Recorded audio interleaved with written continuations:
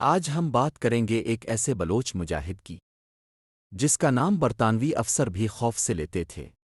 یہ کہانی ہے فقیر کالا خان مری کی، ایک ایسے صوفی جس نے انگریز سلطنت کے غرور کو ہلا کر رکھ دیا۔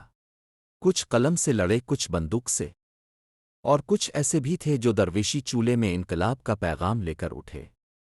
19ویں صدی کے اواخر میں برطانوی سلطنت نے بلوچستان میں قدم جما لیے تھے۔ مری قبیلہ، جو بلوچ قوم کا ایک بہادر قبیلہ تھا، انگریزوں کی مداخلت سے سخت نالا تھا۔ انگریزوں نے ریلوے لائن، پوسٹ اور فوجی چھاونیاں قائم کر کے اس علاقے کو اپنے قبضے میں لے لیا، لیکن پہاڑوں میں ایک خاموش درویش پل رہا تھا جس کا دل قوم کی غلامی پر خون کے آنسو رو رہا تھا۔ یہ تھا فقیر کالا خان مری، ایک درویش صوفی اور بظاہر غیر سیاسی شخصیت۔ وہ چاہتے تھے کہ بلوچ قبائل ان کے زیر اثر آ جائیں، مگر مری قبیلہ ہمیشہ آزادی پسند رہا۔ اسی قبیلے سے الفابیرا فقیر کالا خان، جس نے اپنی جوانی انگریزوں سے لڑتے ہوئے گزار دی۔ کالا خان نے بندوق نہیں، غیرت تھامی تھی۔ اس نے پہاڑوں کو اپنا قلعہ بنایا اور دشمن کے قافلوں کو نشانہ بنانا شروع کیا۔ اکتوبر 1896 میں کالا خان نے اعلان کیا کہ اب وقت آ گیا ہے انگریزوں کے خلاف جہاد کا۔ 14 اکتوبر 1896 کو کالا خان نے اپنے صرف 5 ساتھیوں کے ساتھ بلوچستان کے ناری باغ ریلوے اسٹیشن پر حملہ کیا۔ 15 افراد مارے گئے، جن میں برٹش انسپکٹر کیننگ بھی شامل تھا۔ اگلے دن کھرا پانی کے مقام پر 4 ہندو مزدور بھی قتل کیے گئے۔ یہ حملے انگریز حکومت کے لیے بہت بڑا دھچکا تھے، کیونکہ یہ اندر سے بغاوت کی علامت بن گئے۔ انگریز اسے صرف ایک بغاوت سردار نہیں بلکہ پورے سامراج کے لیے ایک خطرہ سمجھتے تھے۔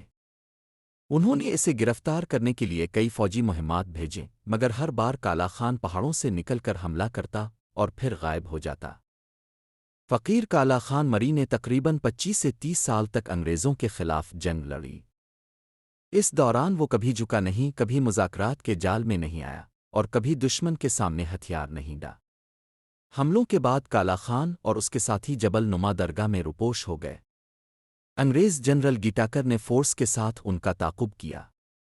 رات کی تاریکی میں درگاہ پر چھاپا مارا گیا اور کالا خان، جلعم، رحیم علی کو گرفتار کر لیا گیا۔ انگریزوں نے ان تینوں کو زنجیروں میں جکڑ کر تصویریں کھینچیں اور سبی لے گئے۔ وہاں ایک مختصر مقدمہ چلایا گیا جو محض ایک رسمی کارروائی تھی۔ 2 نومبر 1896 کو فقیر کالا خان اور اس کے دونوں ساتھیوں کو پھانسی دے دی گئی۔ فقیر کالا خان مری آج بلوچستان میں مقاومت، صوفیانہ عشق اور قومی غیرت کی علامت بن چکے ہیں۔ ان کی تصویر زنجیروں میں جکڑی ہوئی آج بھی لوگوں کے ذہنوں میں نقش ہے۔ کئی بلوچ گیت، کہانیاں اور مقامی محفلیں ان کے ذکر سے روشن رہتی ہیں۔ ان کے پیغام میں نہ صرف بغاوت تھی بلکہ روحانیت کا وہ رنگ بھی تھا جو قوم کو جگانے آیا تھا۔ فقیر کالا خان نے بندوق سے نہیں، دل سے بغاوت کی۔ وہ ایک درویش تھا جس نے انگریزوں کو بتا دیا کہ غلامی صرف جسم کی نہیں، روح کی بھی ہوتی ہے، اور جب روح آزاد ہو جائے تو ایک فقیر بھی سلطنتوں کو ہلا سکتا ہے۔